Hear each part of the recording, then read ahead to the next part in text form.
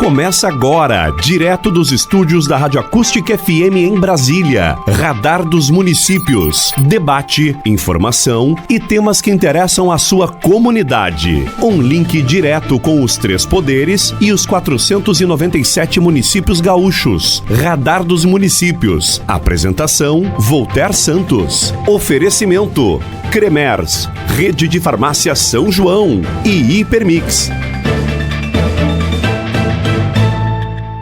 Muito boa noite a todos, estamos no ar, senhoras e senhores, com mais uma edição do programa Radar dos Municípios, aqui na Rádio Acústica FM 97.7. Quero agradecer a todos que estão começando 2024 conosco, renovar a parceria de sucesso. Estamos completando o 8º ano de programa aqui na Rádio Acústica, sempre entrevistando políticos, economistas e protagonistas que possam ajudar a nossa região Centro-Sul. Nós estamos aqui com a força de Cremers. Confiança é o que une médicos e pacientes. Cremers, orgulho de ser médico. A relação médico e paciente é fundamental na medicina. A confiança mútua conduz o médico e paciente até as melhores decisões na recuperação da saúde. Cremers, orgulho de ser médico. Venha trilhar esse caminho com a gente. Lembrando, você, Corsã e Egea, juntos por um grande verão. A Corsã e a Egea trabalhando intensamente e investindo nas obras e serviços que não podem mais esperar. E você, curtindo o melhor da estação e aproveitando os recursos naturais sem desperdiçar. Você, Corsã e Egea, juntos por um grande verão. Todas as novidades e sem sair de casa, você pode passar na Farmácia São João. Acesse o site Farmácia São João e por ali você pode fazer agora as compras online. Claro que ir na farmácia você tem toda a interação de encontrar os produtos por lá, mas passando em www.saojoaofarmacias.com.br você encontra todas as promoções do dia e ainda consegue fazer suas compras de uma maneira muito rápida. Ali tem tudo para você colocar. saojoaofarmacias.com.br, nossos patrocinadores aqui do nosso programa Radar dos Municípios, aqui na Rádio Acústica FM 97.7. Estamos recebendo hoje aqui no programa, no estúdio, aqui em Brasília, o secretário de Comunicação Institucional da Presidência da República, Maneco Assen. Eu quero abrir essa entrevista, Maneco, falando sobre algo que envolve a vida das pessoas, que é sobre economia. Os resultados que fecham um ano surpreendem, inclusive, os maiores analistas de mercado, sob o ponto de vista na geração de empregos, da inflação e do preço dos alimentos do supermercado, diesel e gasolina. O que aconteceu que o presidente Lula conseguiu surpreender positivamente os números na economia? Por que isso aconteceu? E se, na tua opinião, Maneco, o senhor como um gestor que sempre foi muito sincero e sensato, a população está sentindo realmente que a vida está melhorando, está indo no supermercado, o preço está mais barato? Há essa percepção real de melhora na economia, na tua visão, com a política pública que o Haddad tem implementado no último ano? Boa noite, seja bem-vindo ao Radar dos Municípios. Boa noite, Voltaire, boa noite a todos os ouvintes. Prazer estar mais uma vez aqui junto contigo, nesse primeiro programa do ano de 2024 e podendo conversar sobre um tema fundamental que tu nos provoca e provoca muito bem, sobre a economia no país. O presidente Lula assume o governo numa situação extremamente delicada. O ano de 2022 foi um ano muito ruim para o Brasil. Os preços explodiram. Alguns foram contidos com uma desoneração realizada nos impostos à véspera da eleição, mas uma desoneração com prazo de validade também, né? Deixando essa bomba para o presidente Lula que assumiu. O presidente Lula assume também sem orçamento, lembro que teve que fazer, né, a PEC da transição. E no dia 8 de janeiro sofre uma tentativa de golpe. Então, no início, muito atribulado, para não usar outras palavras aqui mais fortes. E o fato é que o governo trabalhou durante o ano de 2023 muito, além de retornar para a vida da população brasileira com dezenas de programas que haviam sido extintos ou praticamente extintos, como Minha Casa Minha Vida, Farmácia Popular, Brasil Sorridente, ProUni, O Mais Médicos e tantos outros programas, teve uma atuação muito boa também na área econômica. Então, contrariando todas as previsões, ou a maioria das previsões dos especialistas, que no final do ano de 2022 previam para o Brasil um ano ruim em 2023, um agravamento da crise em 2023, o presidente Lula, o ministro Fernando Haddad e a equipe do governo, trabalhando e trabalhando muito, finalizam o ano de 2023 com todos os indicadores econômicos positivos no país. Todos os números, todas as previsões são positivas para o Brasil, números de 2023 e as previsões para 2024. Então tu pega, por exemplo, a taxa de desemprego é a menor dos últimos anos, que a gente finaliza 2023. Né? O dólar caiu para menos de R$5. A Bolsa, por mais de uma vez, bateu recorde de pontos, o que não acontecia há muito tempo. Os preços caíram, a inflação está sob controle, a previsão é ela cair ainda mais no ano que vem. Então, ou seja, os números são todos positivos. Agora, quer dizer que está o ideal? Evidentemente que não. Todos nós sabemos disso, ainda mais o presidente Lula sabe que os preços precisam cair mais, que a renda das pessoas precisa aumentar e a gente precisa colocar mais dinheiro na economia para a economia circular mais ainda, né? Por isso é que a gente inicia o ano de 2024 com um aumento real do salário mínimo, o que também não acontecia há muito tempo. Então é mais dinheiro injetado na economia. Inicia 2024 com uma série de programas, especialmente o PAC, que vão realizar inúmeras obras por todo o país e com isso também gerar emprego e colocar o dinheiro a circular na economia. E com isso tudo formando um bolo que vai fazendo com que o país possa crescer, se desenvolver, gerar emprego e renda e melhorar a vida das pessoas, que este é o grande objetivo. Então eu acho que tanto na área social, com todos os programas retornaram, com a reorganização do Bolsa Família, com o aumento do valor do Bolsa Família, e junto com isso, toda a política econômica realizada pelo governo, incluindo a reforma tributária, que era um pleito de décadas e que o governo finalmente conseguiu aprovar, o presidente Lula e o ministro Haddad tiveram este mérito. Nós entramos em 2024 muito bem, otimistas e com uma expectativa enorme e a certeza de que o Brasil vai melhorar ainda mais neste ano que está iniciando. Secretário de Comunicação Social, Maneco Assen, comunicação institucional aqui da Presidência da República, atua aqui em Brasília, já foi presidente da FAMURS, prefeito 2 vezes em Taquari, muito presente aí na nossa região Costa Doce, muitas vezes esteve inclusive no nosso estúdio aí na Rádio Acústica em Camaquã. Todas as semanas nós temos visto bons anúncios do governo federal para áreas estratégicas, justamente no Rio Grande do Sul. Eu quero que você detalhe alguns para nós, para esclarecer para a população como vai funcionar. Primeiro eu quero começar por um equipamento que está vindo para atender a radioterapia do Hospital Bruno Borba, em Lajeado, que é uma referência na região do Vale do Taquari, e que de forma muito rápida, secretário Maneco, você fez esse atendimento aos gestores deste hospital, aos gestores dos municípios, e rapidamente já temos a confirmação justamente deste importante equipamento, né, que vai ajudar no tratamento de oncologia, principalmente muito importante para quem tem câncer. Como é que funcionou justamente esse anúncio importante para essa região? Eu acho que mais do que isso, Voltaire, é a gente lembrar que agora, desde o início do governo do presidente Lula, nós temos política pública de saúde no país de volta.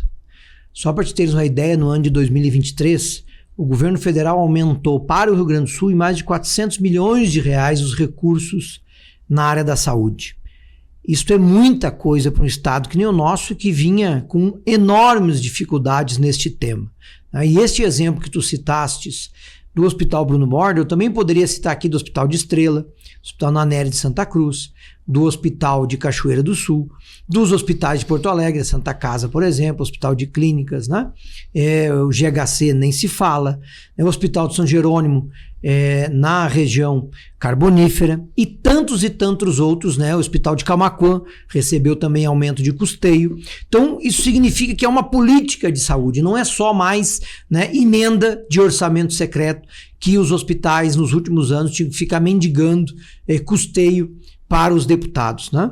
Então, acho que o país volta a ter uma política de saúde que se organiza, que tem método e que tem planejamento, né? O retorno dos mais médicos, a valorização das equipes de saúde da família, o aumento das agentes de saúde, né? A valorização com o piso da enfermagem, e uma série de outras ações, a vacinação, então, nem se fala, né?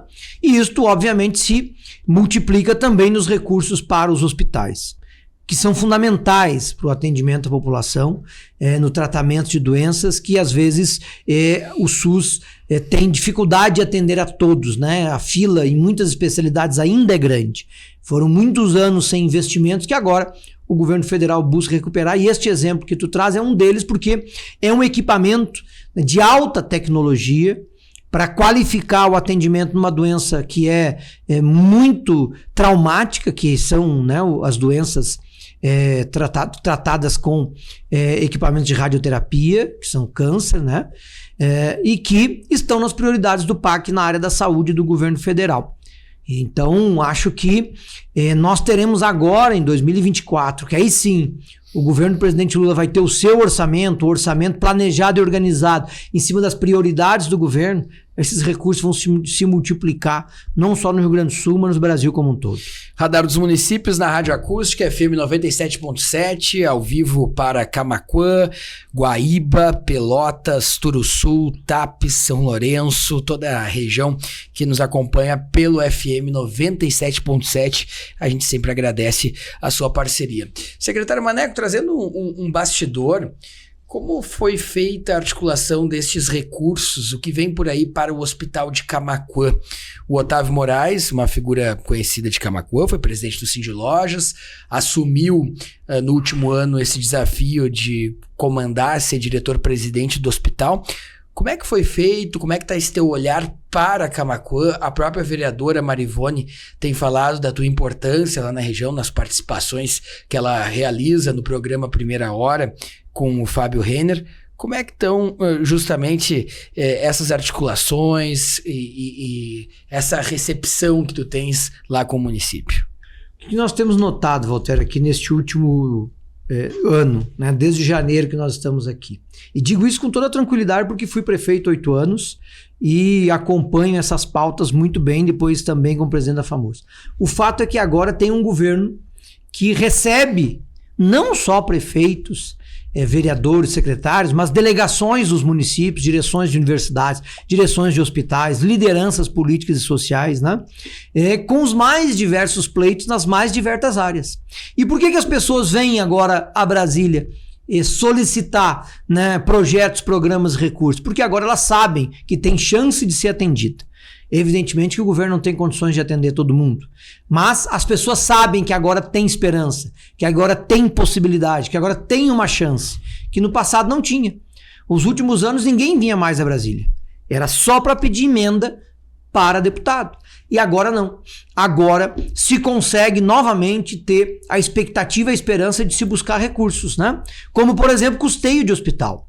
Quem conhece a realidade dos hospitais, quem foi prefeito, diretor de hospital, vereador, quem acompanha, sabe que o recurso mais importante para uma instituição hospitalar é o recurso de custeio. É aquele que paga a despesa no dia a dia. Porque muitas vezes se consegue uma emenda, se consegue um recurso para, por exemplo, comprar um equipamento e não se tem dinheiro para os profissionais trabalharem, para pagar os profissionais para trabalhar naquele equipamento que dá despesa. E agora não. Agora nós temos essa possibilidade. E foi assim que, para o Rio Grande do Sul, neste ano de 2023, se aumentou muito os recursos de custeio. O Hospital de Camaquã foi um dos contemplados. Evidentemente que isto demanda também, né, um trabalho da instituição, e neste caso um hospital, poderia ser uma universidade ou outra instituição, demanda trabalho da instituição.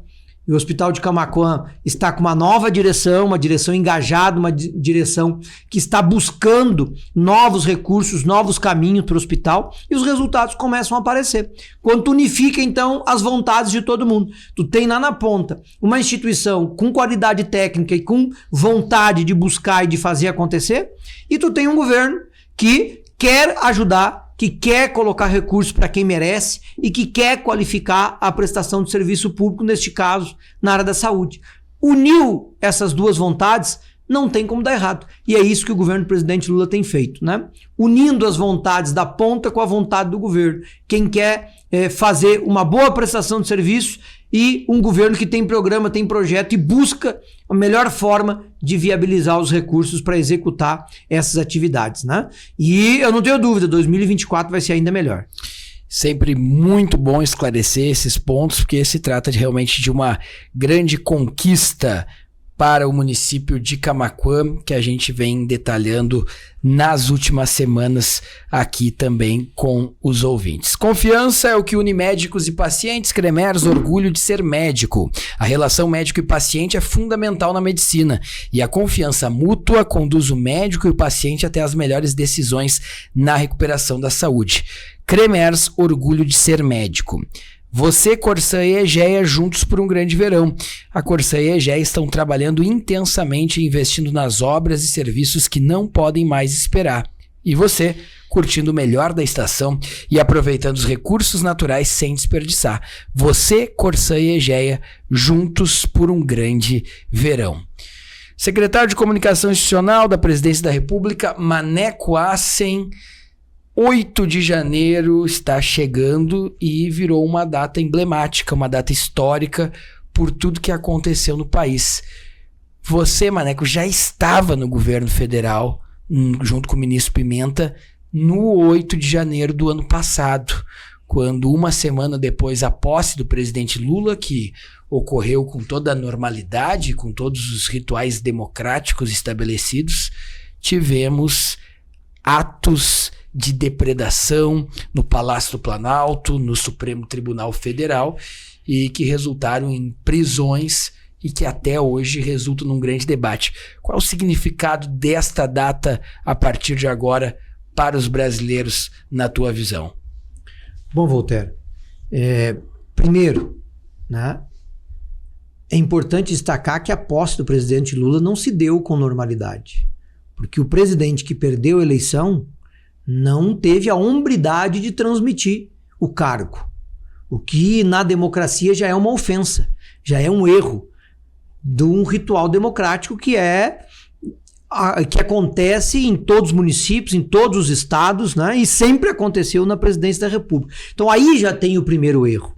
Antes da posse já havia, né, todo um clima, toda uma orientação de quem perdeu contestando o resultado da eleição. E aí culmina com aqueles crimes, com aquele terrorismo no dia 8 de janeiro.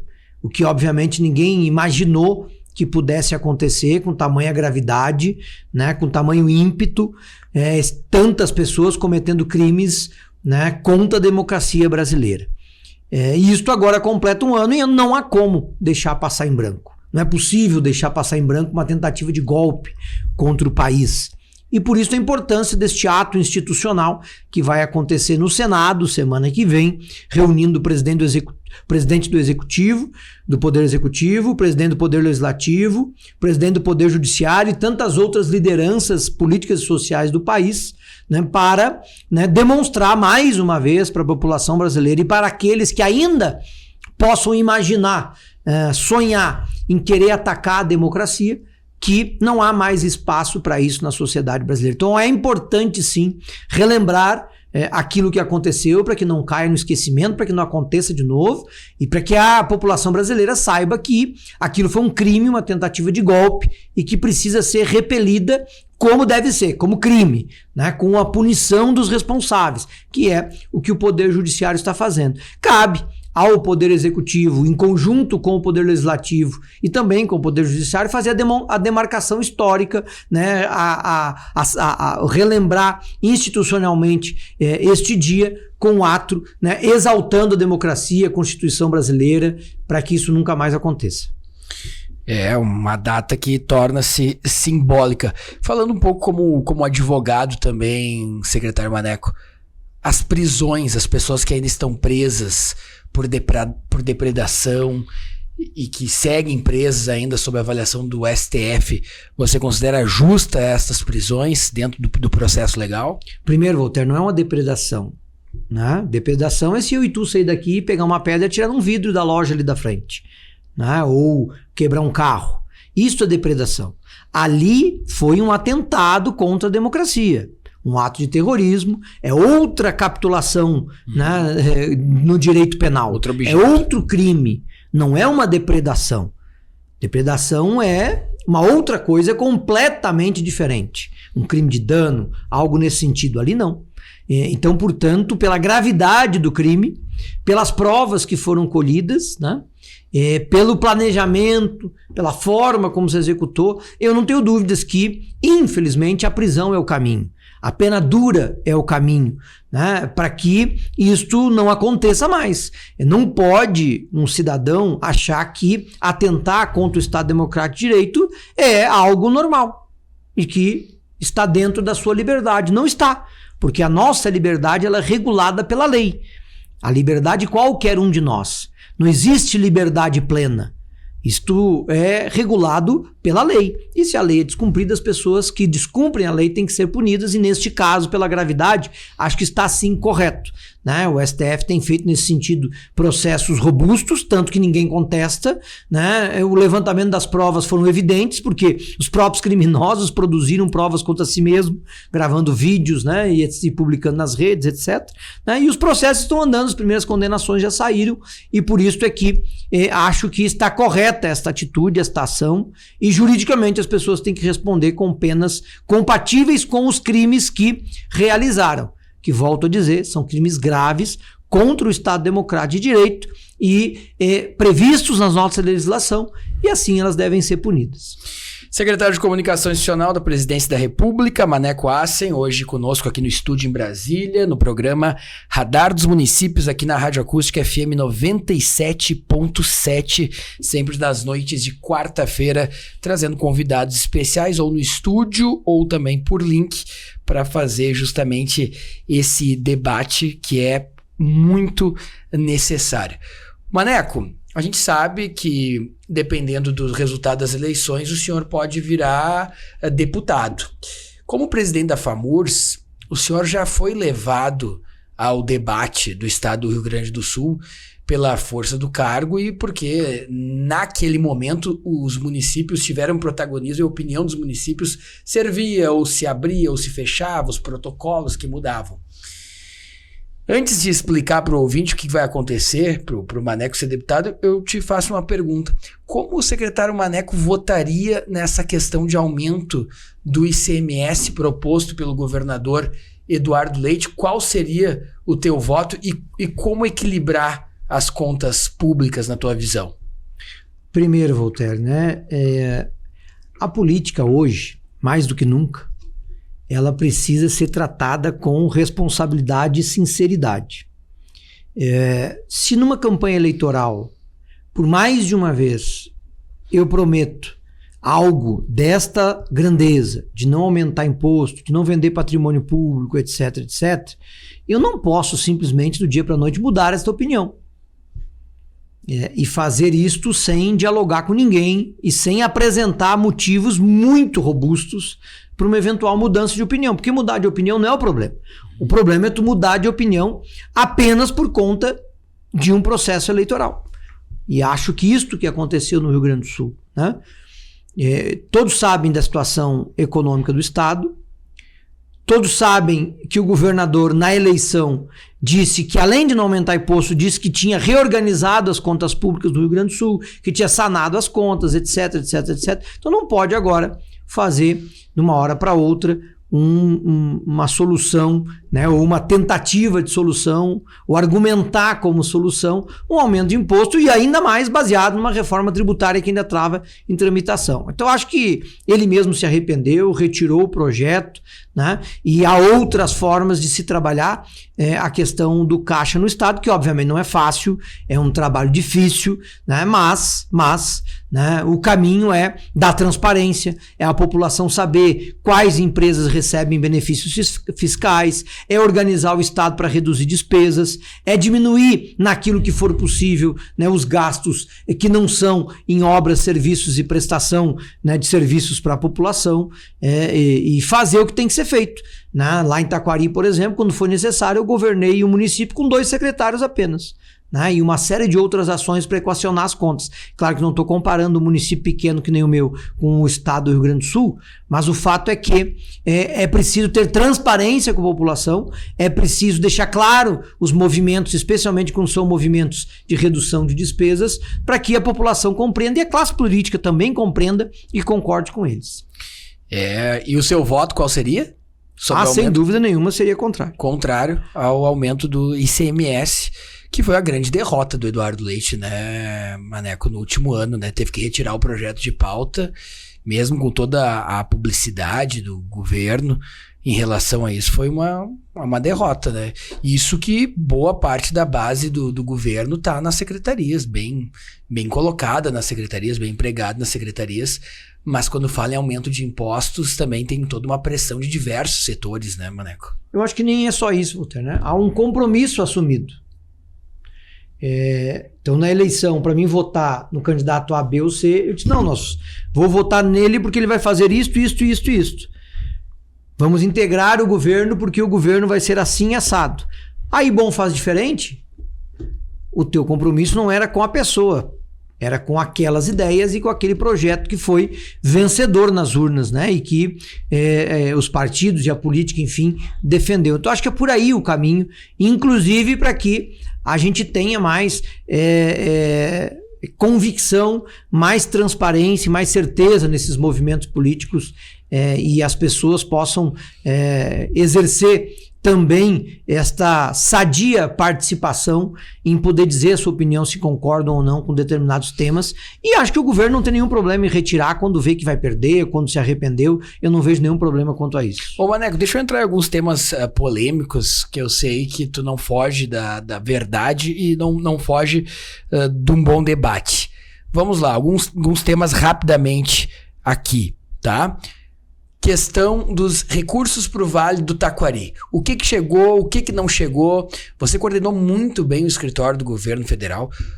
Você foi responsável pela agenda que levou o presidente em exercício Geraldo Alckmin, Marina Silva, Defesa Civil, Paulo Pimenta inúmeras vezes, a primeira-dama Janja, que tem toda uma representatividade simbólica também do governo. A parte política foi muito bem feita. Recursos. O que chegou através de Banco do Brasil, Caixa, o que é o Pronamp? O que é o Pronaf? Como alguém que se sente que perdeu, que tem algum negócio, que perdeu em função da tragédia, o que essa pessoa deve fazer? Nos atualiza essa questão dos recursos do Vale do Taquari. Afinal, ali é o teu reduto, claro que pinga votos em outras regiões, mas o Maneco tem mais de 35 mil votos também do Vale do Taquari. Tu é a figura hoje do Vale do Taquari, o representante do Vale do Taquari. O que teria a dizer para esse ouvinte? Primeiro, Walter, o compromisso do governo federal com o Rio Grande do Sul, ele foi praticamente 100% cumprido dos anúncios que foram feitos. Não só com o Vale do Taquari, com todo o estado. Para te ter uma ideia, no ano 2023, nós chegamos a perto de 200 milhões para os municípios gaúchos só em ações da Defesa Civil, dinheiro direto no caixa dos municípios, fora as ações que a própria Defesa Civil executou. Nos municípios atingidos por enchentes, que tiveram prejuízos na área da saúde, na área da educação, na área da assistência social, nós, governo federal, recompôs todos os espaços públicos que foram destruídos, né? Por exemplo, o ministro Paulo Pimenta anunciou lá em Porto Alegre, na sua última ida, 49, se eu não estou enganado, ou 46 milhões para a área da assistência social, para 65 municípios reorganizarem o seu sistema naquela parte em que houve alguma ação pelas enchentes no nosso estado. Ali no Vale do Taquari, nós colocamos recursos para os municípios recomporem as escolas estragadas, recomporem os postos de saúde que porventura foram estragadas. Já anunciamos 350 casas para a região pelo Minha Casa Minha Vida Calamidades, fora o Minha Casa Minha Vida, entre aspas, normal, e ainda há vários projetos em tramitação. Para os empresários e para os agricultores já são quase 500 milhões de reais com juro igual a zero pelo Banco do Brasil e pela Caixa Econômica Federal para 92 municípios do Rio Grande do Sul, que foram aqueles que tiveram o decreto de calamidade no mês de setembro. Né? Então, ou seja, os compromissos do governo federal foram ou estão encaminhados de serem cumpridos. Numa ação que eu não me lembro de ter visto o governo federal ter feito nenhuma outra tragédia em nenhum outro momento da nossa história. Eu me lembro bem que eu era presidente da FAMURS, nós tivemos uma seca muito forte no Rio Grande do Sul. Nós viemos em comitiva mais de uma vez a Brasília, implorar recursos para a seca, não conseguimos no governo federal daquela época. A bancada estadual do Rio Grande do Sul, de deputados federais, indicou 28 milhões para os municípios combaterem esse 28 milhões, perto do que foi dado agora, quase nada, né? 28 milhões, e o governo federal da época não empenhou os recursos e não repassou para os municípios do Rio Grande do Sul. Então, ou seja, nós fizemos tudo que estava ao alcance, que obviamente não é o suficiente, porque a tragédia foi muito grande, né? Mas o governo federal cumpriu com a sua parte, está colaborando e ainda continua liberando recursos, seja através da Defesa Civil, seja através dos ministérios, para amenizar os efeitos das enchentes no Rio Grande do Sul. Essa é uma questão bem interessante. E o que tu dirias, secretário Maneco, para alguém que ainda busca um juro menor, alguém que busca algum tipo de restabelecimento do seu negócio, procurar uma agência da Caixa da sua região para ter acesso a essas linhas de financiamento? A agência da Caixa da região, obviamente que é para empresas com faturamento até 4,8 milhões, ou Caixa e Banco do Brasil, quando é agricultor, para buscar os recursos do Pronaf. E vários municípios também, quero aqui deixar os parabéns também para os municípios por esse empenho, a dedicação e todo o trabalho que eu acompanhei que tiveram nesta tragédia. Vários municípios também criaram programas próprios, né? Seja de aluguel social, seja de subsídio para pequeno e médio empresário, seja de linha de crédito. Os municípios também utilizaram a sua capacidade, a sua criatividade para fazer ações para ajudar no momento difícil. E essa soma de ações é que acabou amenizando os efeitos das enchentes, que obviamente, né, como eu disse, não são suficientes. Nós ainda temos um longo trabalho pela frente para poder recuperar tudo que foi perdido. Secretário Maneco, questão das eleições, explicando para o nosso ouvinte, para a população. O ex-presidente Bolsonaro inelegível, fora, há alguma chance disso ser revertido? Voltaire, te confesso que não me preocupa essa situação hoje. As eleições presidenciais ainda estão longe, né? Temos ainda eleição municipal este ano, e acho que o foco meu, e é a determinação que recebo do presidente Lula, do ministro Paulo Pimenta, é se concentrar no governo, é se concentrar e trabalhar para que os compromissos que o presidente Lula assumiu com a população brasileira sejam cumpridos. Melhorar a vida das pessoas, implantar os programas necessários, né, dar melhor condição de vida, dar mais renda, dar mais oportunidade. E com isso, obviamente, né, fazer com que, ao final deste mandato, independentemente se o presidente concorrer à reeleição ou não, né, o seu quarto mandato, chegar lá com o sentimento de dever cumprido com a população brasileira. Esse é o foco. Essa é a dedicação e é assim que tem que ser. Né? Eleições, eu sempre disse isso, tanto quando era prefeito e agora digo também, eleição se trata no ano da eleição. Mas é bom deixar claro porque muitos ouvintes acabam colocando isso nos comentários, nas lives, e às vezes não fica claro. Portanto, pelo processo que está já definido, o ex-presidente Bolsonaro está inelegível e não concorre na próxima eleição, é o que está colocado neste momento, e esse é o debate, né? Quando ele era presidente, o Maneco nunca deixou de participar dos programas, de ir nos debates, por isso que eu sempre faço questão de colocar estas questões aqui para deixar bem claro, ficar bem esclarecido também todas estas questões. Ô Maneco, a região Centro-Sul, que nos ouve bastante, ela tem a sua economia muito desenvolvida no agronegócio, no agro. Na tua percepção, agora falando um pouco de relacionamento e comunicação governamental, o senhor dentro do Palácio do Planalto, mas tu tens também, Maneco, um relacionamento com todos os setores, né? Seja com a indústria, seja com o agronegócio. Como é que está esse relacionamento do governo federal com o agro. O agro que se mostrou tão contra o presidente Lula naquele período das eleições, mas a gente teve o resultado do Plano Safra, a gente teve o andamento de um primeiro ano do governo, a gente já teve várias vezes participando aqui conosco o presidente do Sindicato das Máquinas Agrícolas, do Simers, o Cláudio Bir, falando que essa relação foi restabelecida, mas qual é a sua visão da relação com o agronegócio gaúcho do governo Lula, do presidente Lula, com o agronegócio do Rio Grande do Sul? Voltaire, tu sabe que tem relações na sociedade que às vezes a gente não compreende. E esta é uma delas, né? Por que o presidente Lula, nos seus 2 mandatos e agora novamente, investiu mais do que qualquer outro presidente na agricultura do Brasil como um todo, seja ela na pequena, na média ou na grande? Abriu mercados, possibilitou o comércio exterior, viabilizou financiamento, viabilizou condições para a agricultura de um modo geral brasileira crescer. E agora nesse mandato não é diferente. Nesse primeiro ano, é o maior plano safra da história. São mais de 40 novos mercados, né, abertos no mundo todo para exportação. Então eu não vejo nenhum problema de relacionamento, pelo menos não de parte do governo, pelo contrário. O ministro da Agricultura é um produtor de soja, né? O Fávaro, grande ministro. Esteve na Expo Inter. Esteve na Expo Inter, né? O ministro Paulo Pimenta também, enfim. Então eu não vejo isso. Eu acho que isto é um problema que não existe. Uma divergência que, obviamente, às vezes acontece, mas é no termo do conteúdo e não de postura. Então, eu não vejo razão nenhuma para ou o governo ou os produtores terem divergência entre si, pelo contrário.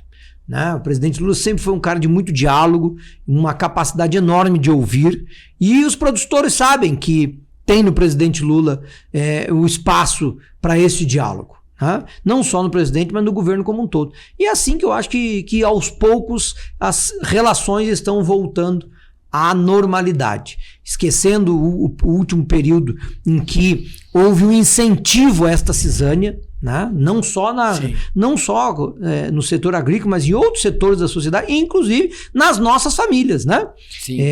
O governo anterior incentivava as pessoas a brigar com as outras. Quem não concordava não prestava, né? Era isto, era aquilo. Isto criou um clima muito ruim na sociedade brasileira, que inclusive culmina com uma tentativa de golpe, né? Então acho que agora as relações estão retornando à normalidade. Aquele cenário que, inclusive, né, mesmo o presidente Lula não tendo feito nada disto nos seus 2 primeiros mandatos, se pregou um cenário de caos se ele ganhasse a eleição de novo, né?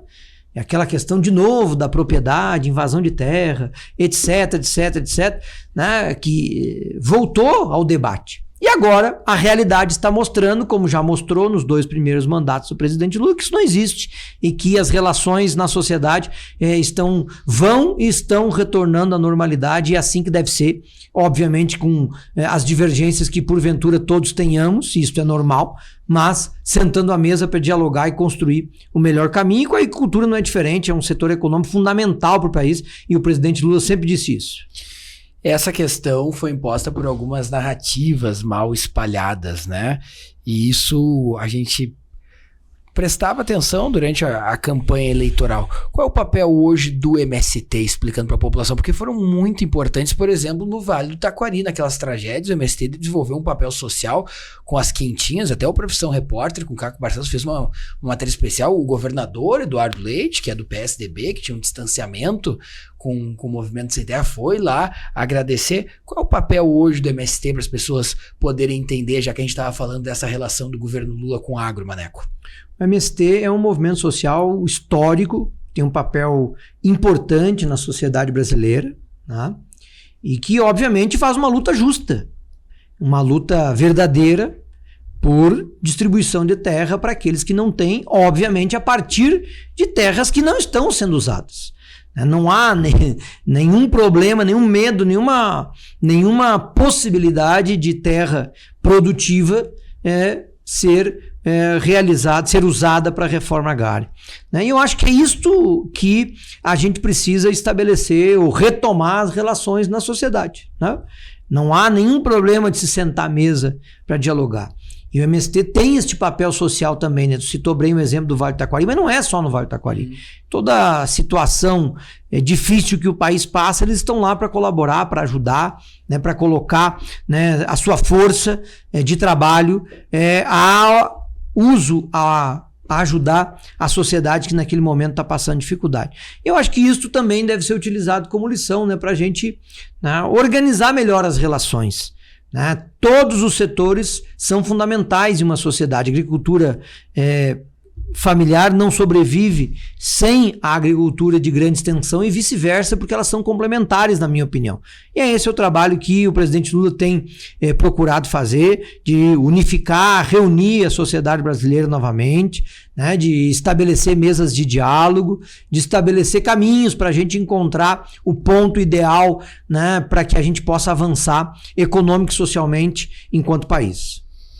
Este é Maneco Assen, secretário de Comunicação Institucional da Presidência da República, participando conosco aqui desta primeira hora, do primeiro momento do programa Radar dos Municípios conosco, e é sempre uma grande satisfação a gente poder colocar estas questões, esclarecer estas questões também para quem está nos ouvindo.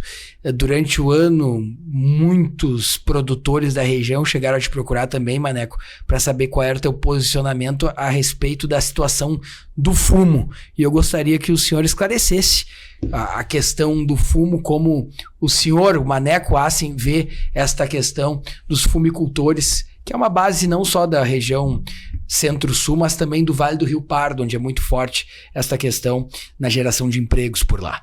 Bom tema, né, Walter? Boa lembrança, porque esse é um exemplo de como que se faz a má política e se procura colocar as pessoas umas contra as outras, né? Não há ninguém do governo que tenha dito no ano de 2023 qualquer frase contra a produção de tabaco. Não há, tanto isso eu digo porque eu pesquisei, não há nem no Ministério da Agricultura, nem no Ministério do Desenvolvimento Regional, nenhuma política para troca de cultura, para inibir a produção de tabaco, etc, etc, etc. O que há e sempre vai haver, e historicamente sempre houve, é trabalho no Ministério da Saúde para mostrar para as pessoas que o cigarro faz mal e que com isto, obviamente, se provoca doenças. São temas que se tratam de maneiras diferentes. Então, portanto, não há no governo nenhuma ação contra a produção de tabaco.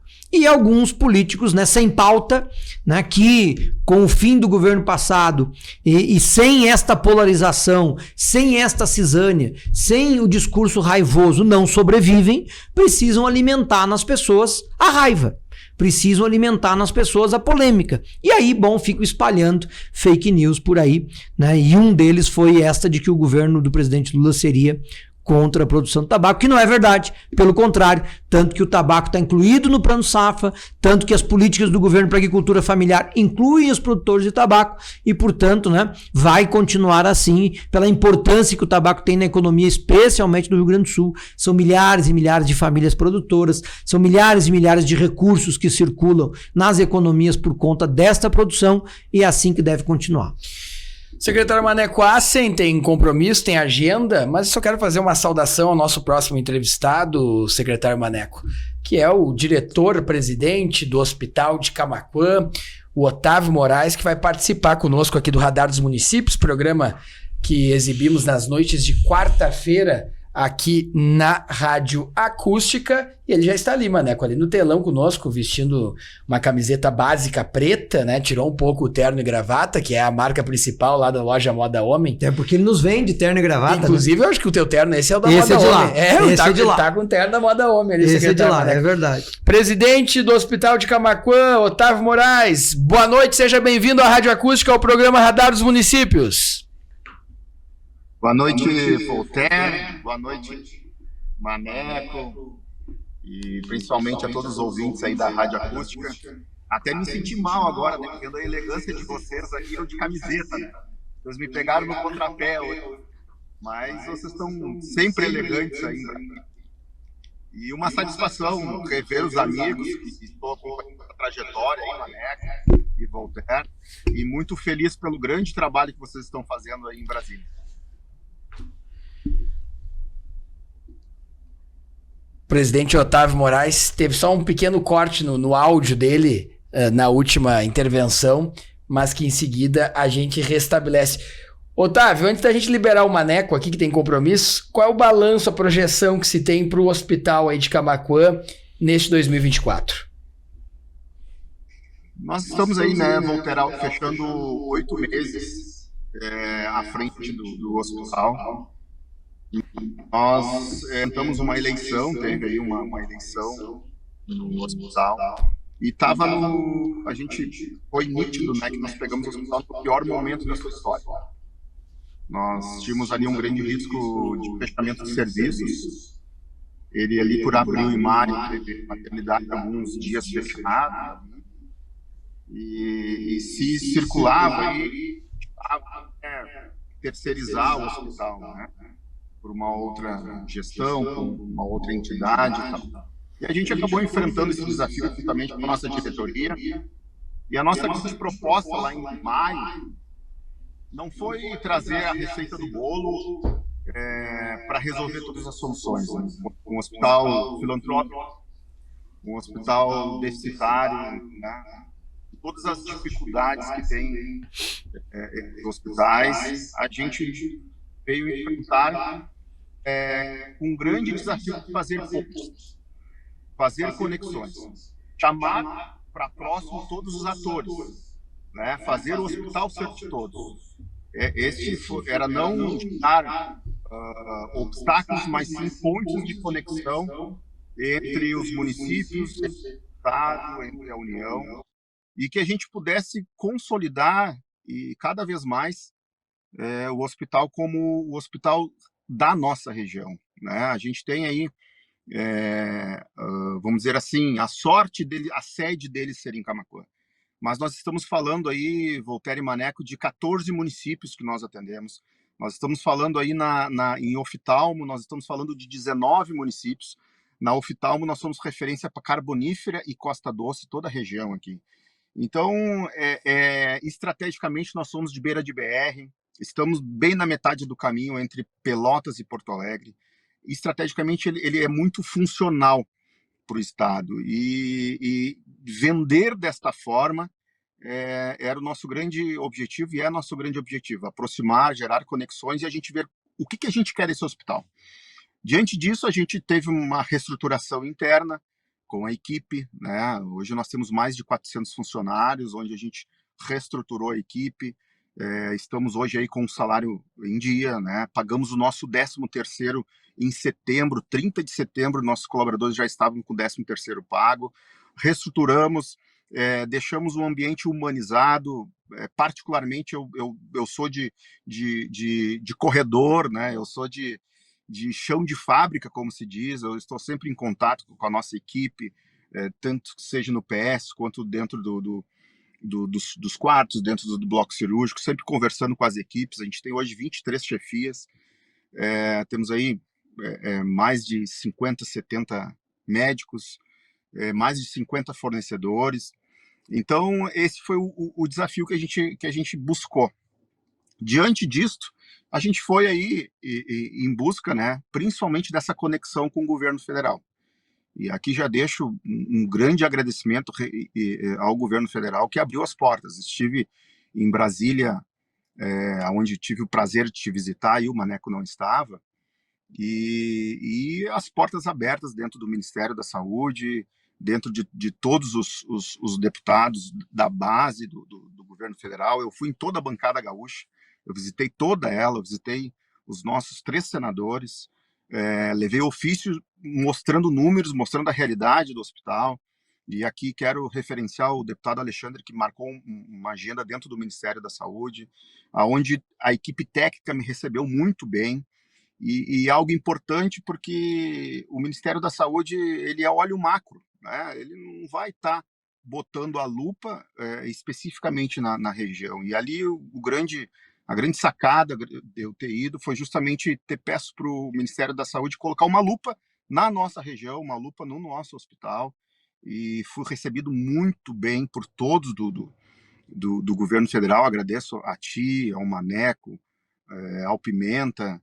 Agradeço também um grande parceiro que eu já tinha uma relação, que é o Barrichello, diretor do Conceição, onde tenho uma grande amizade com ele, Leandro, também do Conceição, que está lá, onde depois tive um contato com o Elvésio, dentro do Ministério da Saúde, com esse objetivo, né, de unir esses elos, que a gente possa aí trazer, né, um incentivo ao hospital, trazer recursos para o nosso hospital, um hospital de média complexidade, que é onde a gente faz muitos serviços e muitas especialidades de alta, né? Nós temos aí 116 leitos, estamos numa obra com o recurso do governo estadual de 5 milhões e 300 para mais 46 leitos, reforma do pronto-socorro, temos 10 leitos de UTI, e esse é o nosso cotidiano, né, Voltaire, estar entregando, né, colaborando com o nosso hospital e a nossa diretoria aí.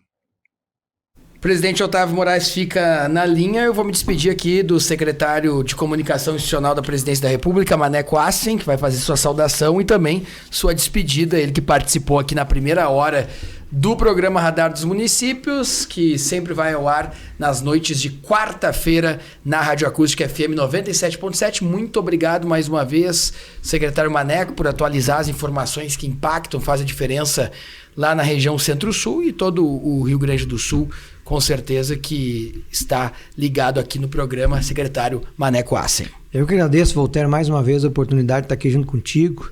Parabenizar o Otávio pelo trabalho e pela coragem de assumir uma direção de hospital. Não é nada fácil, né? Eu sei porque já tratei sobre isso lá na Prefeitura de Taquari também, com o nosso hospital de Taquari.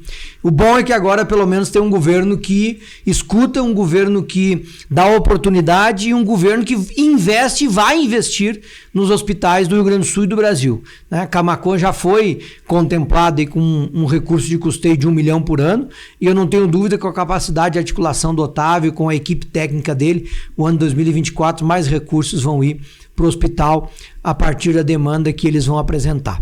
Bom programa aí para vocês, Voltaire, um grande abraço e até a próxima, se Deus quiser. Tá aí, secretário Maneco Assen, que participou do nosso programa aqui nesta primeira hora, justamente atualizando as informações do governo federal e atualizando as informações que impactam e fazem a diferença aí na sua vida. Presidente Otávio, sobre o hospital que atende toda a região, o que é possível fazer, do seu ponto de vista de convênio com os municípios? Porque esse é um hospital referência que atende TAPS, que atende Cristal, que atende Turuçu, que atende todos esses municípios do miolo da Costa Doce. Não é possível criar um convênio em que esses municípios possam colaborar para que o hospital sempre possa ter recursos e mantenha os seus equipamentos ou adquira novos equipamentos para poder fazer esse bom atendimento à população da região Centro-Sul? Tem. A gente tem algumas parcerias, por exemplo, de vendas de serviços aos municípios, né? Voltaire, a gente vende exames, né, laboratoriais, como tomografias, né, também, e uma série de serviços que a gente vende para a região.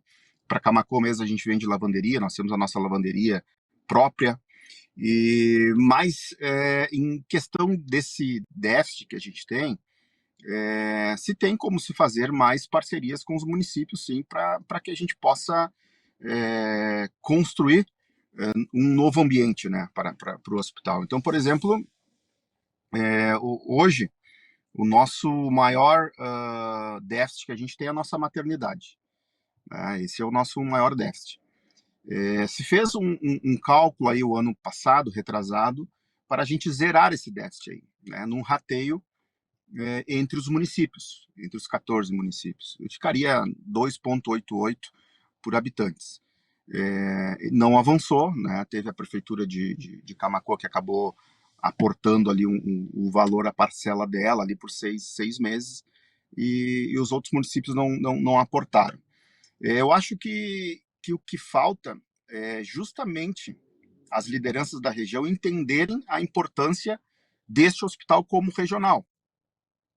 Então, isso é uma questão cultural, né, da gente reverter isso nas nossas lideranças, de entender que precisamos investir valores financeiros também dentro do hospital para que não se tenha essa defasagem, né? Não se tenha esse déficit, não se tenha as dificuldades.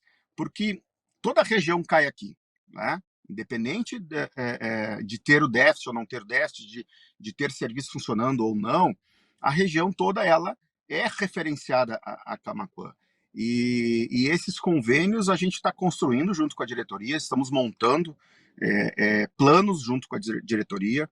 2024, os primeiros 8 meses, né, Walter, foi um momento de estabilizar. A gente precisava estabilizar aquele momento tensionado que estava. Estava um momento tensionado com a sociedade, tensionado com a equipe médica, tensionado com os colaboradores.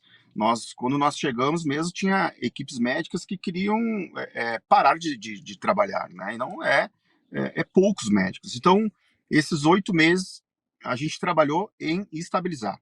Agora a gente vai trabalhar em projetos, né? Nós temos aí todo 2024, por exemplo, para a gente desenvolver uma segunda porta, né? Hoje nós temos uma porta só, tendo essa reforma agora, que é a única porta do PS. Mas a gente tem uma margem muito grande, Voltaire, de trabalhar convênios e particulares. Só para tu ter uma ideia, o ideal de um hospital filantrópico é trabalhar 60-40 ou 70-30, tá? Vamos lá, falando de 60 SUS, 40 convênio particular ou 70 SUS e 30 convênio particular. Para o ouvinte ter uma ideia, hoje a gente trabalha com 95% SUS, né? E isto dá um impacto direto nesse déficit todo financeiro. Então nós temos o lado positivo, é que nós temos uma margem muito grande de trabalhar convênios e particulares e mesclar e reduzir essa margem do SUS sem intervir na entrega assistencial do SUS, com uma segunda porta, por exemplo, que acaba canalizando outros tipos de recursos. Nós estamos aí com alguns projetos também de retomar a oncologia, era um projeto que se tinha dentro do hospital. Estamos novamente ventilando este projeto de oncologia. Tem outras especialidades que, na minha ida a Brasília, no Ministério da Saúde, a gente trocou alguma ideia lá sobre algumas especialidades, como trauma, referenciar a alta complexidade em traumatologia, e em outras especialidades, porque a gente possa incrementar cada vez mais recursos para o hospital. Claro que quanto a gente aumenta os serviços, aumenta o custo. Então isso tem que ser muito bem calculado para que a gente tenha aí um ponto de equilíbrio, né? E falando em ponto de equilíbrio, a gente conseguiu, nesse período, sem dinheiro novo, né, Voltaire, reduzir bastante o nosso déficit, tá? Mas chega um ponto, Voltaire, que a redução ela impacta na assistência. Então, na área de saúde, a gente tem que ter muito cuidado. Por exemplo, se tem muito funcionário, tem muito colaborador. A gente tem que cuidar da área de saúde, porque não é demitir e achar que, olha, tem X, tem que ter Y, porque isso impacta lá na ponta, em quem realmente precisa, que é a nossa sociedade. Então, a gente tem que cuidar muito essa questão de redução e para não ter esse impacto. E nossa diretoria entende que nós já estamos no limite de redução de custos, o limite administrativo de recursos financeiros. A partir de agora, 24, tem que vir projetos novos para captar recursos novos, tanto a nível federal, quanto dentro de serviços e produtos que a gente possa estar produzindo no hospital. Com o presidente do hospital de Camaquã, são quantos colaboradores e funcionários hoje, Otávio? Hoje nós estamos com 406 colaboradores, né? A gente trabalha aí entre 50 a 70 médicos, mais de 50 fornecedores, né? Isso tem um impacto na economia muito grande, né, Voltaire? Nós estamos falando aí do segundo maior empregador do município, né? E então a gente tem a prefeitura, depois o segundo maior empregador é o hospital, e é algo que a gente está lá nos entregando voluntariamente, né, Voltaire? Isso é muito importante, porque é um trabalho voluntário e tem todo o ônus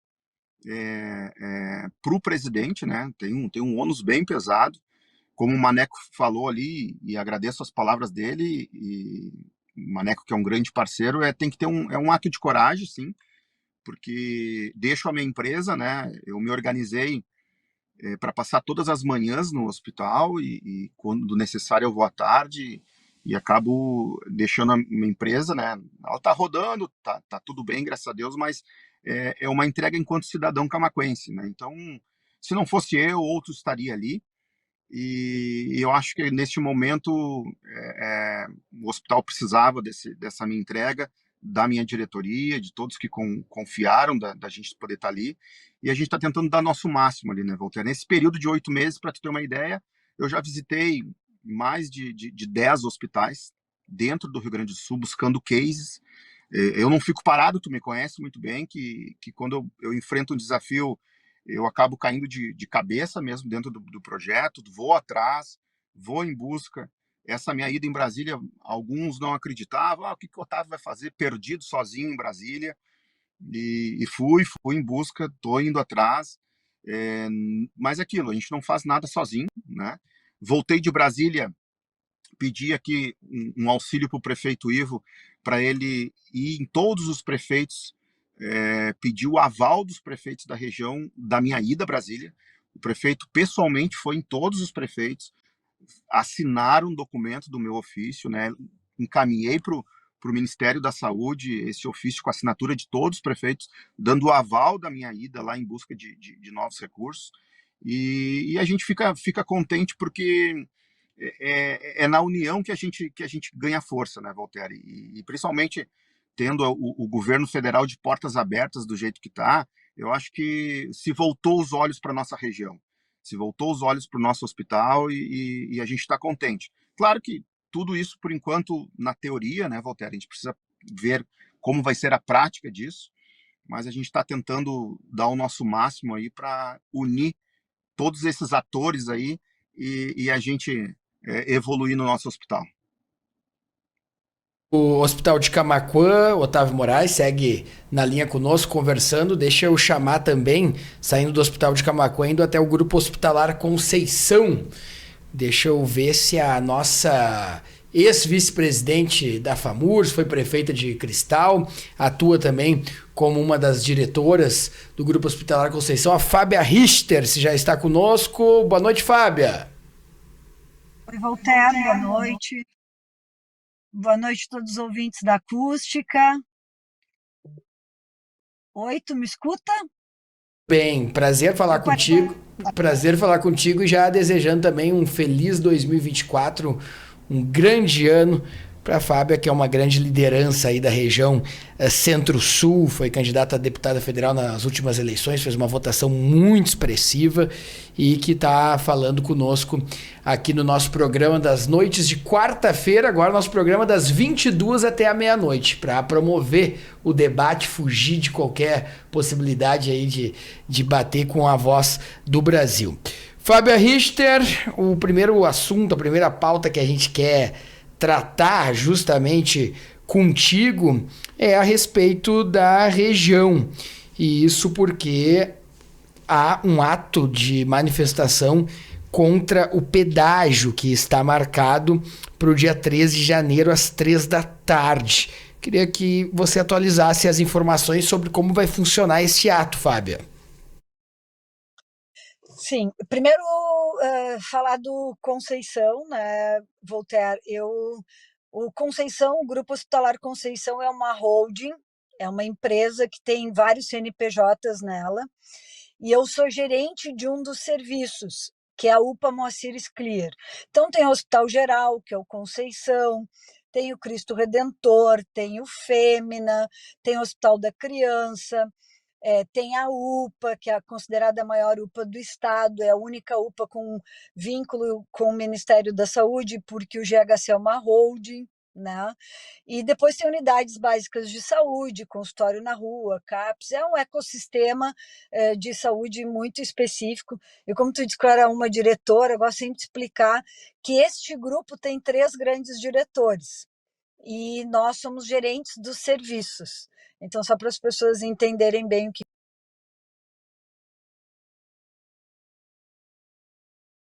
Conversando conosco direto de Porto Alegre, atualizando estas informações junto com o presidente do Hospital de Camaquã, o Otávio, que também segue acompanhando o programa. Venha trilhar esse caminho com a gente, Avança Guaíba, a cidade da nossa vida. A Prefeitura Municipal de Guaíba está ao seu lado em todos os momentos. Então, venha trilhar justamente esse caminho com a gente. Avança Guaíba, a cidade da nossa vida.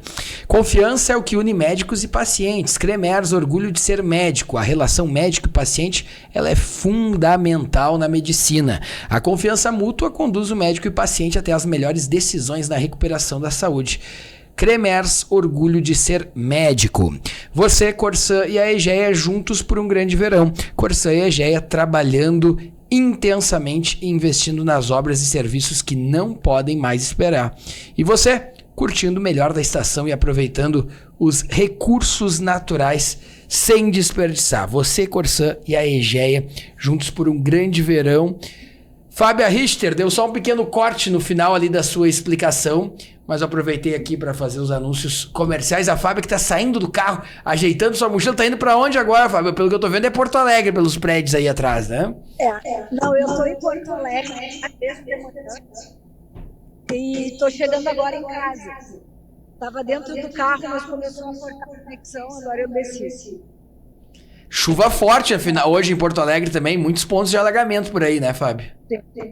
Foi bastante, foi assim, escureceu, ficou noite, assim, deu realmente muita chuva. Foi bem... O que tu ouviu, Voltaire, que eu explicava do Conceição e de que nós temos os diretores e os gerentes de cada serviço, e eu sou gerente, então, da UPA Moacir Scliar, onde nós atendemos as pessoas do estado todo.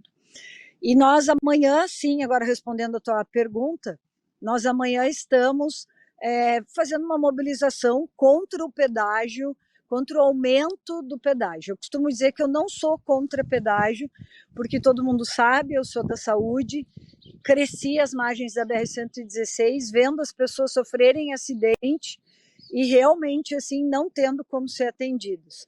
Há umas semanas atrás, nós vindo para Porto Alegre, eu e o Ângelo, a gente, entre Tapes e Barra do Ribeiro, nós ajudamos a atender um acidente que... Sempre a BR-116, ela é um ponto que preocupava muito quando ela não era duplicada. A gente teve boas notícias, né, nesse ano, inclusive o trecho de acesso ali em Turuçu e São Lourenço, houve um novo investimento acima de 20 milhões de reais do governo federal. Conversamos inclusive com o prefeito de Turuçu, o prefeito Ivan, no último programa, e destacamos realmente este investimento, que é sempre algo que chama a atenção. O Otávio segue conosco, que é nosso presidente do hospital. Otávio, essa questão também do pedágio está chamando a atenção, está mobilizando diversos setores aí em Camaquã, né, Otávio?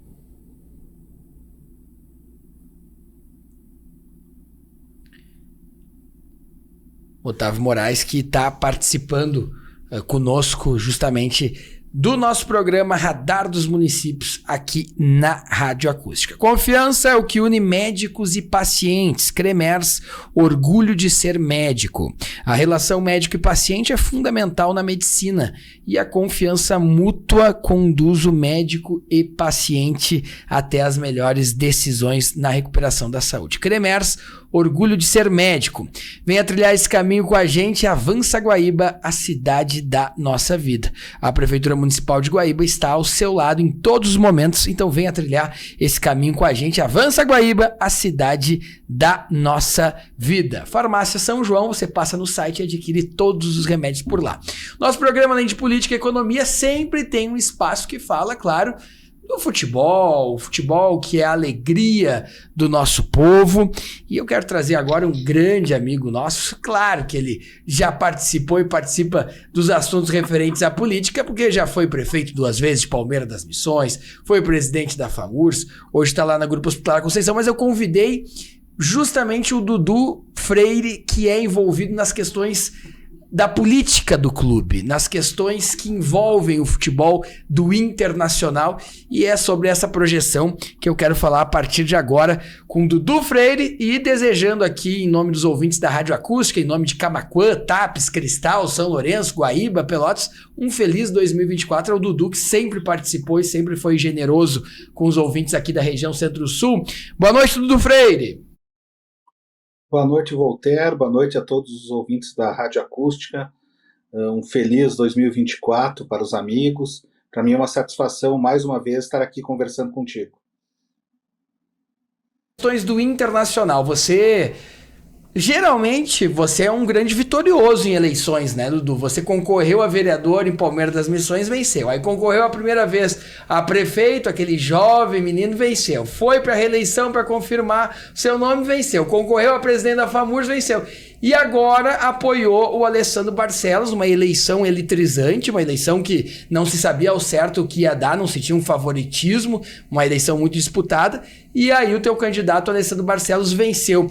Qual é a projeção do Internacional para 2024, Dudu? O que os colorados da região Centro-Sul que votaram no Alessandro ou que não votaram no Alessandro, mas a região Centro-Sul, como Camaquã, organiza, sempre sai de 3 a 4 ônibus por jogo no Beira-Rio. O que esses colorados podem esperar do Internacional, na tua visão, agora também morando em Porto Alegre e desbravando também o caminho dos conselheiros, o caminho da política do clube que você está tão mergulhado nos últimos anos aí, Dudu?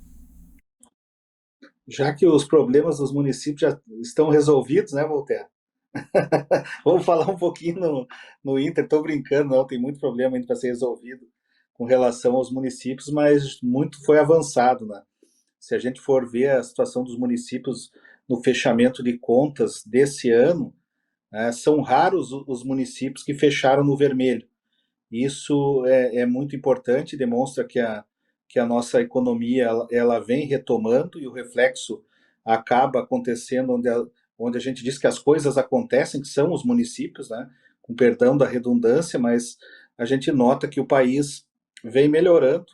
A inflação diminuiu nesse ano de 2023, nós tivemos a queda do desemprego, números recordes na Bolsa de Valores, a diminuição do dólar, a valorização da nossa moeda, e isso reflete nos nossos municípios. Então, por mais que a gente ainda tenha muita coisa para tratar com relação aos municípios, aos problemas estruturais de cada um, aos problemas particulares de cada município, é uma oportunidade boa aí para a gente descontrair um pouco e falar no Internacional de Porto Alegre. Pois é, eu apoiei o presidente Alessandro Barcelos, já tinha apoiado na sua reeleição e voltei a apoiar agora na eleição.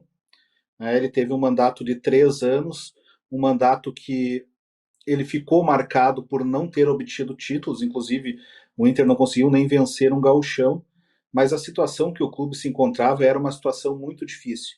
E depois de 3 anos da gestão do Alessandro, o clube se reorganizou. Hoje o Inter bate o recorde em número de sócios, arrecada cerca de 8 milhões de reais por mês só com essa receita dos sócios. O Inter formou diversas parcerias que viabilizam o clube financeiramente. Nós não conseguimos diminuir o valor da dívida nesses últimos anos, mas estancamos o crescimento dela.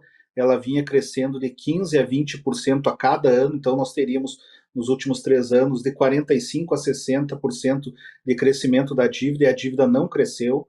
Também foi realizada a venda de 20% dos direitos de imagem pelos próximos 30 anos, se não me engano, que são as ligas que estão sendo construídas. Isso fez com que o clube recebesse uma receita importantíssima, 109 milhões ainda em 2023, e receberá até março desse ano mais 109 milhões. São recursos que serão utilizados para diminuir os juros da dívida que o Inter paga mensalmente e também para contratações. Como diz o presidente Alessandro Barcelos, agora é hora de colher os frutos da boa gestão nesses últimos 3 anos. É óbvio que a torcida, né, o futebol é muito passional, a torcida quer título, quer levantar taça, quer levantar caneco, né? Não quer estar discutindo gestão, mas hoje no futebol brasileiro, se você não tiver uma gestão eficiente, se não tiver um projeto, pessoas capacitadas, você não conseguirá vencer títulos, a não ser essas equipes aí que arrecadam muito recurso em virtude de alguns patrocinadores, como é o caso do Palmeiras, ou o Flamengo, que tem uma torcida gigantesca, que é a maior torcida do Brasil, que tem uma receita absurdamente maior do que os outros clubes, do que os outros seus adversários. Se você não tem essas condições, não tem um padrinho muito rico, ou não tem uma grande torcida, você tem que ter uma gestão eficiente, e o presidente Alessandro Barcelos conseguiu fazer isso nos primeiros 3 anos. Também porque, pelo que eu percebo, aumentou muito a quantidade de pessoas interessadas na política do clube. As próprias eleições, elas estão mais divulgadas, uma brecha, porque muitos torcedores talvez possam colaborar, se tornar conselheiros e querem participar da vida política de um clube. O Inter é um clube do povo, o Inter não é um clube empresa, assim como o Grêmio, que são geridos também pelo voto popular, também tem a parte da democracia.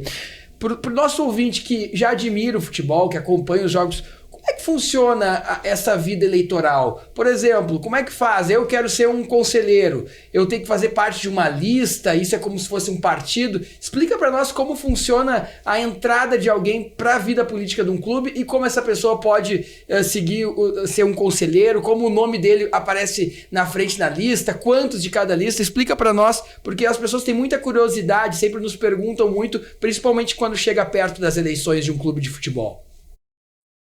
Primeiro tem que ser sócio do clube, né? Sendo sócio, está habilitado a participar da eleição, tanto para o conselho de gestão como para o conselho do clube, né? Os conselheiros. Nessa última eleição foram renovados 150 vagas do conselho.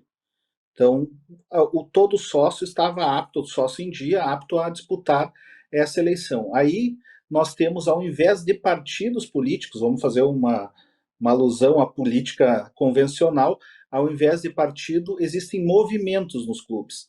Então, o sócio precisa não efetivamente, mas ele tem que militar em algum movimento do clube. Existem vários movimentos. Nós tivemos 9 chapas concorrendo nessa última eleição. 3 chapas conseguiram colocar conselheiros. Aí tem uma cláusula de barreira, tem que fazer tantos por cento, no mínimo 15, 20% dos votos, e aí você começa proporcionalmente elegendo dos conselheiros. A eleição do Inter teve aproximadamente 30 mil eleitores, é a maior do Brasil, no que se refere a clube de futebol, renovou 150 conselheiros, 3 movimentos elegeram conselheiros. Então, ao invés de participar de um partido, você tem que militar ou participar de algum desses movimentos e compor essa chapa. As chapas são compostas, como nós tínhamos 150 vagas para o conselho, era obrigatoriamente as chapas teriam que ser compostas no mínimo por 150 pessoas. Essa questão, e é interessante também um movimento também de muitos políticos que são deputados, começarem a militar também nos clubes. Nesse caso, o deputado federal Pompeu de Matos virou conselheiro também nessa eleição, né, Dudu?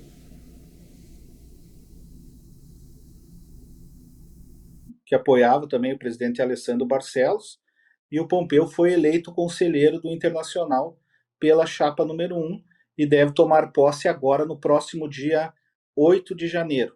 Na segunda-feira que vem, será a posse do presidente e dos membros do conselho. Essa questão da política, pessoas que militam na política fazerem parte dos clubes de futebol, isso é histórico, né? Não é um movimento de agora. Nós já tivemos diversos políticos que presidiram tanto Inter e Grêmio, como outros clubes pelo Brasil afora, muitos políticos, conselheiros históricos dessas 2 agremiações futebolísticas aqui do estado do Rio Grande do Sul. Então não é um movimento que vincula política agora, isso já ocorre durante toda a história, porque queira ou não queira, mexe com a eleição, mexe com a paixão, né?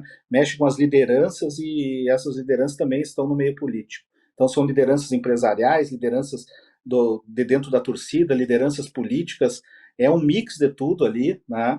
mas a gente não vê movimentos políticos partidários.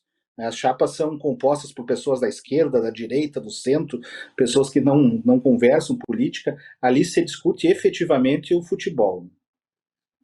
E a gente teve casos bem emblemáticos, né? Há pouco tempo atrás tivemos um Grêmio muito vitorioso ali em 2016, ganhando a Copa do Brasil, Libertadores 2017, Recopa 2018, que é o caso do Romildo Bolzan Júnior, que foi prefeito de Osório e que depois de ser presidente do Grêmio volta a ser presidente estadual do PDT, e em dado momento ele estava tão bem na gestão junto com os resultados que foi muito cobrado pela opinião pública para ser candidato a governador do Rio Grande do Sul. Essa que é uma questão histórica. No futebol mineiro também, no Atlético Mineiro, tem lideranças também que já governaram Minas Gerais, já tiveram espaços públicos também nesse estado de Minas Gerais, assim como outros estados também.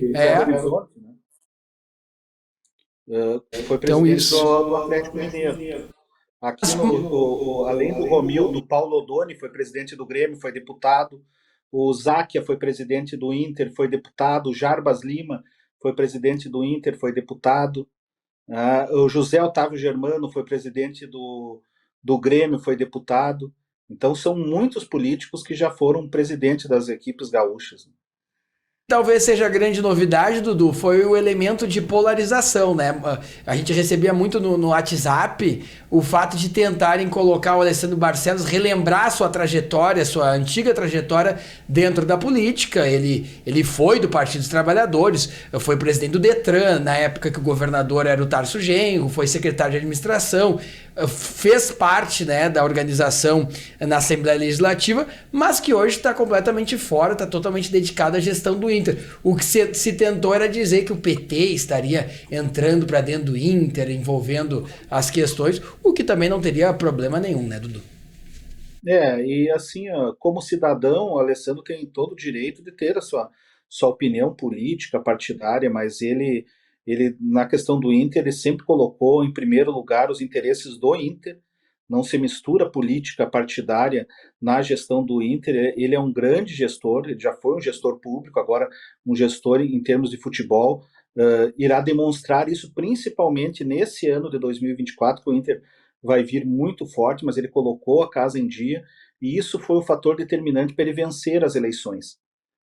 Definir um projeto e seguir esse projeto durante os 3 anos, mesmo não vencendo o título, por mais que o Inter bateu na trave, foi vice-campeão brasileiro no ano de 2022, perdeu aquele jogo incrível para o Fluminense agora em 2023, porque se nós não tivéssemos perdido aquele jogo em 6 minutos, com certeza o Inter teria vencido o Boca Juniors e conquistado a Libertadores da América.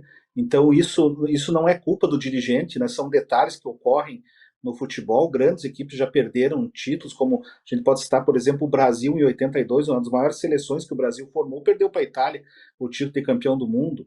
E vários outros exemplos a gente pode dar. Então, o Alessandro, ele se consolidou como um grande gestor, e foi por isso que ele venceu a eleição, mesmo contra um movimento muito forte que contava com ídolos colorados, por exemplo, o ex-jogador D'Alessandro, o ex-treinador Abel Braga, o ex-jogador Yarley, o Sonda, que é um empresário do setor de supermercados, que investiu já muito dinheiro no Inter, o Fernando Carvalho, que foi o presidente do Inter quando o Inter foi campeão mundial.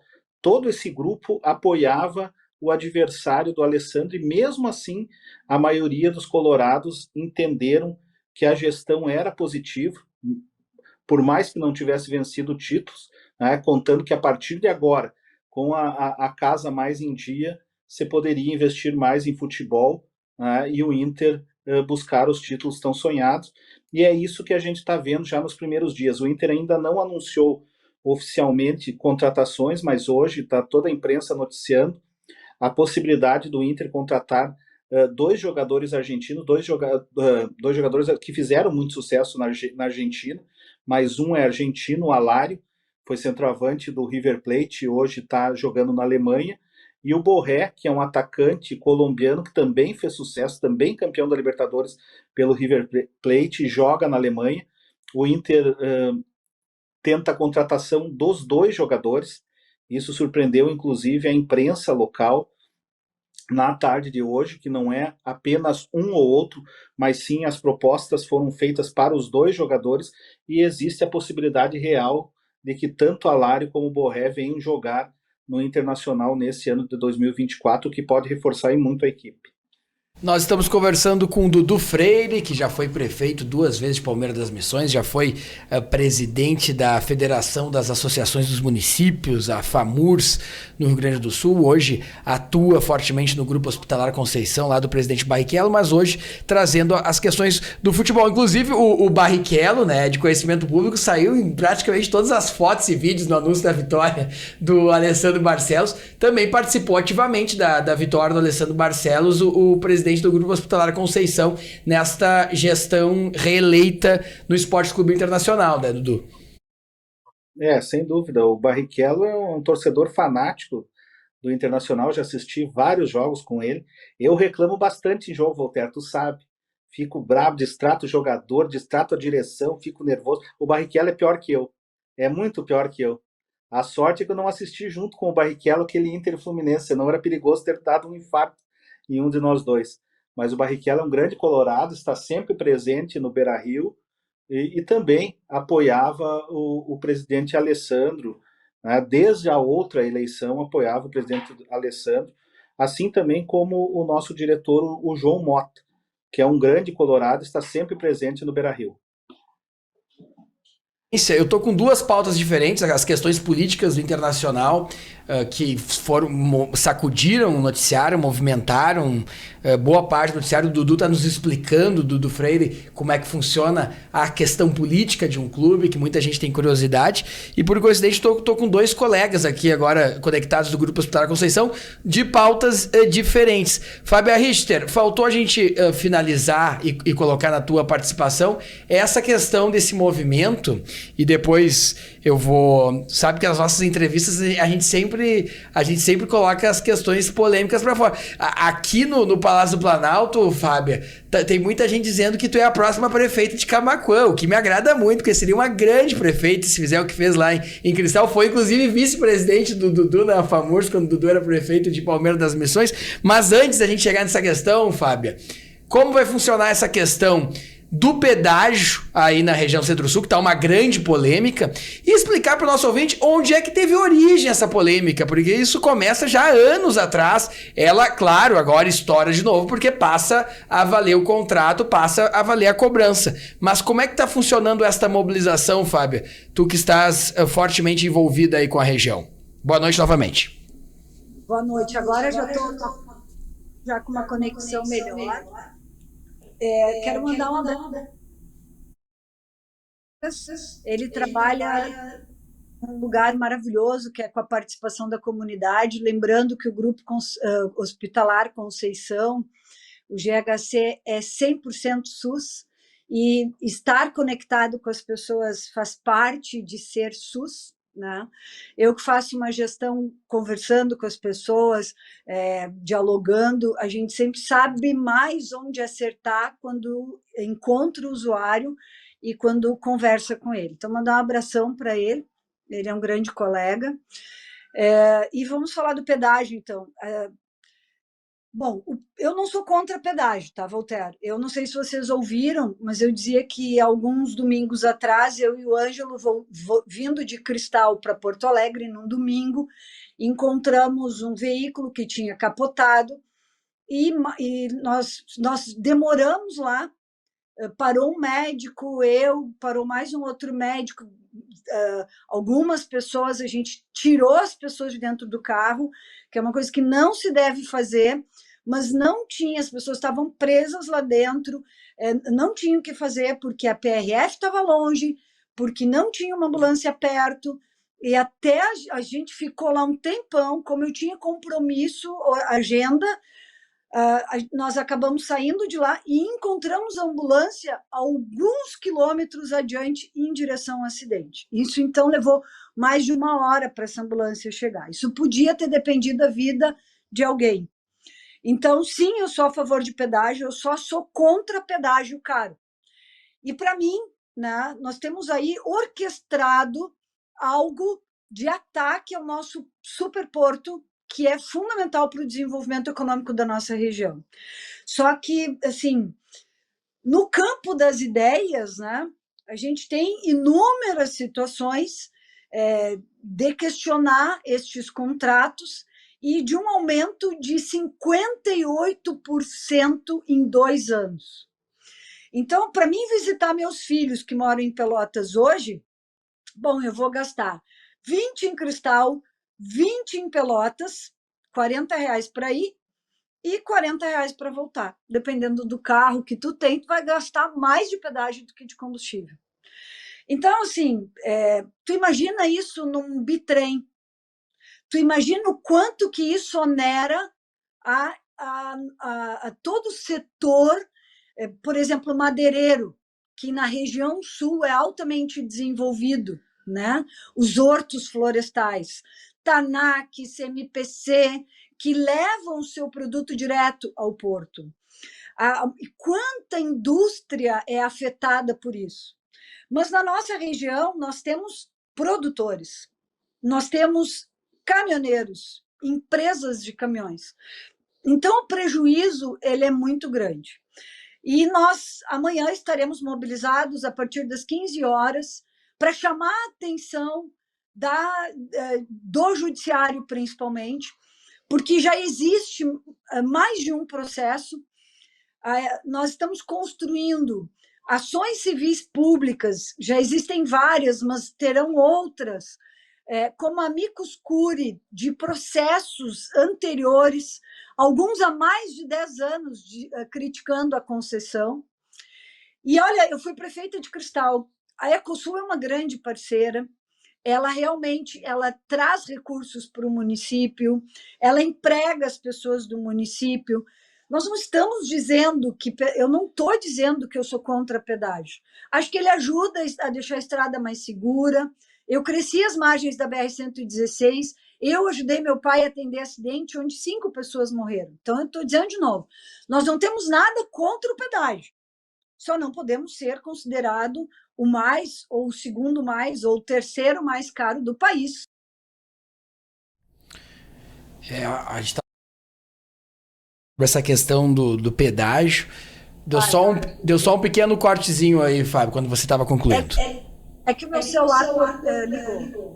Ligaram para o meu celular. O que nós não podemos aceitar é que esse pedágio seja tão caro a ponto de criar um aumento no custo final dos nossos produtos, né? E aí, gente, assim, amanhã fica uma convocação, e todo mundo que está nos ouvindo aqui, fica a convocação de estar participando da mobilização, que tem por objetivo chamar atenção para o nosso problema. Qual é o nosso problema? É o custo alto do pedágio, e que nós queremos chamar atenção para que, de fato, o judiciário olhe para o nosso pedido e nos dê a oportunidade de discutir um novo formato de contrato. Nós sabemos que em 2026 termina este contrato. Sem dúvida nenhuma, nós precisamos apresentar estudos técnicos para contrapor todo o projeto que o Ministério do Transporte já tem trabalhado, que não é de hoje. Isso é uma situação posta de muitos anos, porque a concessão aqui da BR-116 Sul, ela é realizada da seguinte forma: se tem uma extensão, vários quilômetros de estradas, de rodovia, e no estudo que se fez, se colocou as praças de pedágio no caminho do porto, porque, por exemplo, São Gabriel, Santana da Boa Vista, aquele pedaço todo não tem um volume muito grande de transporte. Então, quando eles colocam o pedágio nessa área, é justamente para tirar o lucro do lugar onde tem mais volume de transporte. Então, talvez esse estudo volte a ser feito da mesma maneira. Nós temos trabalhado aí para apresentar outras alternativas, e quero dizer para todo mundo que está nos ouvindo que eu tenho noção, tenho responsabilidade, mesmo não tendo sido eleita, eu tenho noção da quantidade de votos que eu recebi na região Centro-Sul, assim como eu tenho noção da quantidade de votos que eu recebi da minha profissão, a enfermagem. Então, eu, mesmo não tendo um mandato, eu assumo a responsabilidade de, junto com todas as outras lideranças, mesmo não tendo um cargo eletivo, de fazer força, de fazer pressão, de doar o meu tempo, de doar a minha força para a gente conseguir, pelo menos neste momento, suspender, mesmo que temporariamente, esse preço que já está acontecendo desde o dia 1º. E pasmem, isso foi autorizado ali bem pertinho do Natal, 23 de dezembro, pela NTT, né, que é quem autoriza, então, as subas, é ela que fiscaliza contrato, é ela que gerencia os contratos das concessões. Nós temos certeza de que a gente vai ter um olhar especial sobre isso, porque, de fato, a nossa região precisa. E a mobilização é no Marco Zero, é onde começa, então, ali em Camaquã, amanhã às 3 horas da tarde, é onde começa todo a extensão dos quilômetros que a Ecosul tem o pedágio. Fábia Richter, muito se fala em Camaquã que a senhora é a próxima candidata a prefeita, pré-candidata a prefeita na cidade, inclusive conseguindo dialogar com progressistas, aproximando aí do deputado Marcos Vinícius, do vereador Vitor, do Progressista, que é uma jovem liderança, como teu vice, e as pessoas parece que têm medo de perguntar. Eu pergunto, a Fábia Richter é candidata a prefeita em Camaquã ou não? Voltaire. O que eu posso te dizer? Eu não consegui falar ainda com o Kassab. O que eu escuto dele sempre é: menina, você se acalme, você será deputada, a sua região precisa de deputados. Eu sou o que mais próximo a região tem de deputado, porque eu sou hoje primeira suplente a deputada federal, né? Eu estou aqui porque eu estou pegando a carga da bateria, por isso que eu estou tentando fugir aqui dos meus penduricos do apartamento. Mas, assim, eu estou na cozinha, que era o lugar mais perto que eu cheguei para conseguir ligar na tomada. Voltaire, não sei te dizer, realmente não sei te dizer, a não ser de que ser prefeito, né, Dudu, é o pior cargo que tem no país. Então, hoje eu e o Ângelo, a gente tem nosso negócio, o trabalho que eu estou me realiza muito, embora eu planeje voltar para a região a partir de 31 de janeiro. Mas nós estamos vendo, nós estamos conversando, eu fico muito honrada com o feedback que eu recebo de todo mundo, eu fico muito honrada de sair em Camaquã e as pessoas me pegarem pelo braço, me abraçarem e dizer: olha, a gente está te esperando, não deixa de vir. Eu sempre pergunto: olha, mas eu nem moro em Camaquã, como é que vocês vão votar em mim para deputada? Para prefeita? E as pessoas dizem: não tem problema, Fábio, a gente só quer que tu venha fazer em Camaquã o que tu fez pelo Cristal. Eu acho isso muito honroso, eu tenho muito respeito por isso tudo, mas confesso que eu não tenho resposta ainda para te dar, Voltaire. Eu sei que eu já tinha que ter, não tenho ainda o aval da minha família, é uma família que meu filho Otávio mesmo cresceu sendo filho da prefeita, isso não é uma coisa fácil, né? Então, eu não sei, meu amigo. Eu confesso que quando eu descobri, eu te conto em primeira mão. Pode ser? Não, combinado. Então, eu pela percepção política que eu tenho da região, né, acredito que a Fábia vai ser candidata, sim, porque tem viabilidade política e pode se tornar a primeira mulher da história a governar Camaquã. Acho que também a gente precisa aumentar a representatividade das mulheres na região Centro-Sul, que, se não me engano, tinha a Selmira também como prefeita em Turuçu, mas que agora não temos mulheres. A gente tem a vice-prefeita Ida ali de Arambaré, como mais próximo do executivo, e a Paula de Pelotas já mais lá na região sul, né? Mas na região centro-sul ali, pouca representatividade das mulheres. Fábia Richter, quero te agradecer, te desejar um feliz 2024. Muito obrigado pela entrevista. A gente está se encaminhando aqui para o final, para as considerações finais. Um grande abraço, Fábia. Só quero convidar que o Tua Saúde, que é o programa que eu apresento, passe a ser sábado a partir da 1h da tarde. Eu convido vocês, porque depois vai ser reprisado no domingo, das 7 às 8. É um programa que fala sobre prevenção e saúde, é um monte de coisa junto, e principalmente a tua decisão em ter saúde. Beijo, Voltaire, saúde e paz, fiquem com Deus, um excelente 2024. Amanhã todo mundo lá, às 3 horas da tarde. Esse problema não é meu, é de todos nós aí da região. Beijão. Fábia, uma hora tu me convida para participar também do teu programa. Eu posso falar sobre hábitos de corrida, como iniciar a vida de um corredor. Eu corro 10 quilômetros por dia, viu? É só me avisar o dia que tu tá aí pela região, porque assim como tu fez várias vezes eu ir no sábado no teu programa, tu trata de ir no meu também. É verdade, vou lá te visitar uma hora lá na Acústica. Um abração, feliz 2024, a possível prefeita de Camaquã, né? Tá muita gente falando, ela vai ver ainda com os grandes caciques do PSD, mas daqui a pouco até se muda, daqui a pouco fala aí com o Romildo do PDT, o PDT é forte ali na região também, tem o Clayton, o próprio PT tem a vereadora Marivone, vir para um partido também da base do governo federal, se não viabilizar, certamente outros partidos vão querer também, porque foi uma voto, quantos, foi mais de 30 mil votos, né, para deputado federal, né, Fábia? Foram perto de 37 mil votos. Foi bem legal, foi bem bonito. Sendo um patrimônio político muito forte, e eu acho que está na hora de Camaquã também refletir bastante, né? E a gente sempre traz essa questão. Fábia Richter, vamos nos encaminhar aqui para as suas considerações finais. Fábia, muito obrigado e um feliz 2024. Tá, beijo, querido. Beijo, tudo de bom. Tchau. Abraço aí a Fábia Richter conversando conosco, ela que possivelmente, né, como foi bem sincera, isso é muito importante, mas possivelmente pode ser um player interessante aí no ingrediente, porque a prefeitura de Camaquã ela acaba sendo uma referência ali para toda a região Centro-Sul.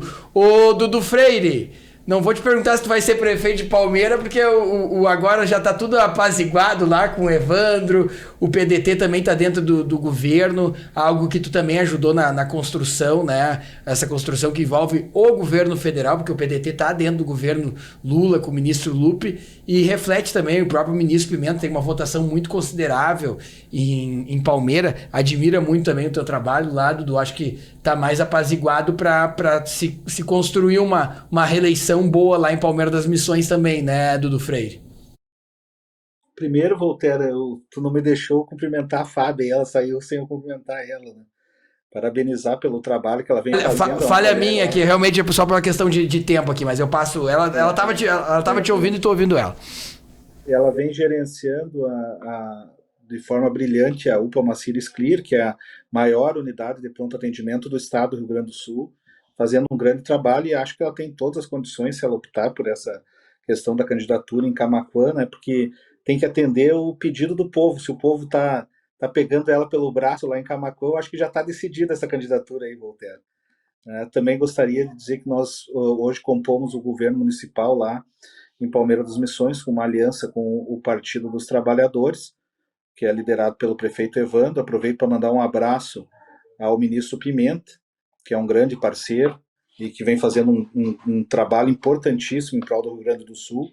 Isso foi demonstrado principalmente agora nesse período difícil que a gente passou com as enchentes, né, que afetaram boa parte do nosso estado. Um abraço especial ao Maneco. O Maneco estava de aniversário agora no feriado de final do ano, né, um grande amigo, parceiro, e dizer que a gente está sempre à disposição. Dudu Freire, ex-presidente da FAMURS, foi também prefeito de Palmeira das Missões, atua numa área muito nobre do Grupo Hospitalar Conceição, em contato direto com a comunidade, uma área super nova no que se trata esse complexo hospitalar, e está experimentando também a vida como um morador de Porto Alegre, o que é algo muito novo, né, Dudu? Porque embora você sempre esteja na capital, é que nem Brasília, a gente vai e volta. Agora, morar na cidade, se tornar um cidadão da própria cidade é algo diferente. A gente acaba se envolvendo com outras partes vivas da própria cidade, né, Dudu? Tu que sempre foi um cara extremamente participativo dentro da política e dos sistemas de cooperação que envolvem o município, né, Dudu? É verdade, por mais que a gente estivesse volta e meia aqui por Porto Alegre, nós temos familiares aqui, tivemos encargo político, estivemos à frente da FAMURS, que tem a sua sede aqui em Porto Alegre. Morar numa cidade grande é diferente, né, para quem morou a vida inteira. Por exemplo, eu 45 anos numa cidade do interior. mas Porto Alegre é uma cidade excelente de viver e a gente está se habituando rapidamente. Dudu, quero desejar um feliz 2024. Nos próximos programas também a gente vai conversar com a Dani Meller, que está fazendo um brilhante trabalho na coordenação da escola da FAMURS, que é uma grande amiga, uma grande companheira. Fico muito feliz de ver que vocês estão desempenhando boas atividades, acima de tudo estão felizes aí em Porto Alegre. Eu, minha família e todos que me conhecem sabem da relação que eu tenho com o Dudu Freire, o excelente trabalho que ele fez também como presidente da FAMURS e por isso que também está, por onde passa, deixa sempre essa grande marca, um cara que sabe construir pontes, que tem boas relações e que é um grande negociador também. Dudu Freire, muito obrigado e um bom 2024 para ti e para todos da tua família. Muito obrigado, Voltaire. Reitero para ti, para tua família, para todos os ouvintes da Rádio Acústica, um excelente 2024. Espero que num curto espaço de tempo a gente possa estar junto aqui em Porto Alegre. Coloca aí na tua agenda, não sei se tu já não tem agenda, Dudu, porque eu sei que tu tem compromisso também em Palmeira, ano de eleições, tu vai ser bastante convocado, mas no dia 27 ainda desse mês, eu conversei hoje com o presidente da FAMURS, Luciano Orsi, a gente fechou uma parceria ali, FAMURS com a Prefeitura de Xangri-Lá, para um evento que tu é um entusiasta e que a gente participou da primeira edição, que é o Paleta Atlântida, aquele grande festival de churrasco. Dessa vez a FAMURS vai ter uma casa que é um stand, né, uma espécie de barraca da FAMURS com a Prefeitura de Xangri-Lá. Então a gente está se organizando aí para no dia 27 de janeiro fazer um grande encontro ali com prefeitos, ex-prefeitos, todas as pessoas que são conectadas à Federação dos Municípios, e claro que tu és uma figura histórica, tem o quadro ali na frente, né, para quem ingressa. 27 vamos ter o Paleta Atlântida e depois à noite nós vamos fazer um jantar especial numa humilde residência que a gente conseguiu lá em Xangri-Lá para reunir muitos prefeitos, uma grande casa, uma grande recepção informal. Então já coloca aí na tua agenda para a gente poder se organizar e estarmos juntos aí com grandes lideranças no Paleta Atlântida, que virou o maior festival de churrasco do mundo e que é uma grande consagração à nossa cultura também, que é a cultura do churrasco, cultura que também tem em Palmeira através dos seus festivais tão conhecidos lá em Palmeira, viu, Dudu? E que tu participou, aquela vez estava o Romildo, o Vieira, o Maneco, tinha uma grande concentração de lideranças naquela vez que a gente participou justamente do Paleta Atlântida. Coloca na tua agenda aí, tá, Dudu? Tá acertado. Por mais que eu não seja um grande assador, mas para a festa eu tô pronto. E aí, mais pela representatividade política, né, Dudu? Ali, tua presença ali é super importante, né? Porque coloca o Dudu ali e vai atraindo o pessoal, né? Todo mundo conhece o Dudu, já para conversar, e é sempre muito bom ter os representantes políticos ali para atrair. Aí deixa o que tem de gente metida a assador, a gente não precisa nem se meter, né, Dudu? Porque o que tem de assador gourmet nesse nosso estado, meu Deus do céu, né? Mais assador gourmet. Que agora bota com chimia, bota aqueles molhozinhos especial, docinho. Eu sou mais do... Isso nós iríamos buscar lá em Palmeira, uns que eu tenho lá, uns parceiros. Como é que é? Os roletes que rodam lá nos festivais de Palmeira, né? No espeto, no chão, na churrasqueira, na grelha, em qualquer lugar. Dudu Freire! Nosso grande Dudu, foi presidente da FAMURS, prefeito de Palmeiras das Missões, você já ouviu muitas vezes, hoje integra a diretoria e faz parte do time do Barrichello lá no Grupo Hospitalar Conceição. Um grande abraço e um feliz 2024. Obrigado, Voltaire, um feliz 2024 a todos. E assim, nos despedindo do grande Dudu, querido Dudu, a gente vai lembrando que estivemos aqui com a força de Cremers, confiança é o que une médicos e pacientes. Cremers, orgulho de ser médico. A relação médico e paciente é fundamental na medicina. A confiança mútua conduz o médico e paciente até as melhores decisões na recuperação da saúde. Cremers, orgulho de ser médico. Venha trilhar esse caminho com a gente. Avança Guaíba, avança Guaíba, avança Guaíba, a cidade da nossa vida. A Prefeitura Municipal de Guaíba está ao seu lado em todos os momentos, então venha trilhar esse caminho com a gente. Avança Guaíba, a cidade da nossa vida. Corsã e Egea, juntos por um grande verão. A Corsã e a Egea trabalhando intensamente e investindo nas obras e serviços que não podem mais esperar. E você curtindo o melhor da estação e aproveitando os recursos naturais sem desperdiçar. Você, Corsã e Egea, juntos por um grande verão.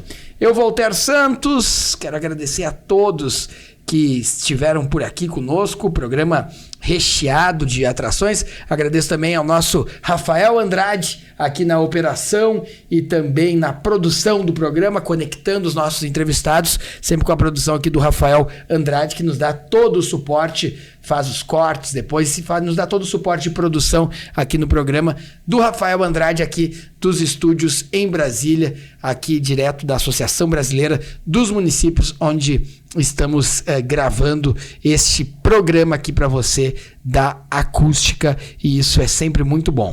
Me siga também no Instagram, @voltaire.santos, @voltairesantos, segue a gente ali no Instagram, que é sempre uma satisfação estar com vocês, tá certo?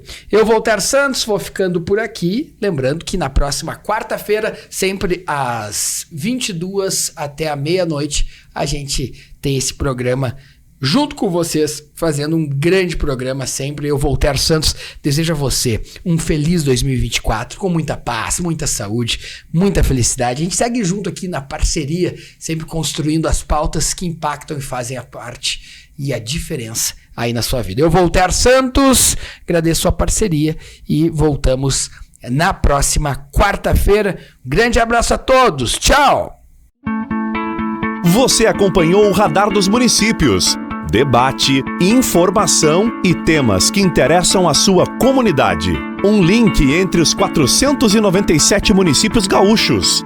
Radar dos Municípios. De volta na próxima quarta-feira às 7 da noite. Apresentação: Voltaire Santos.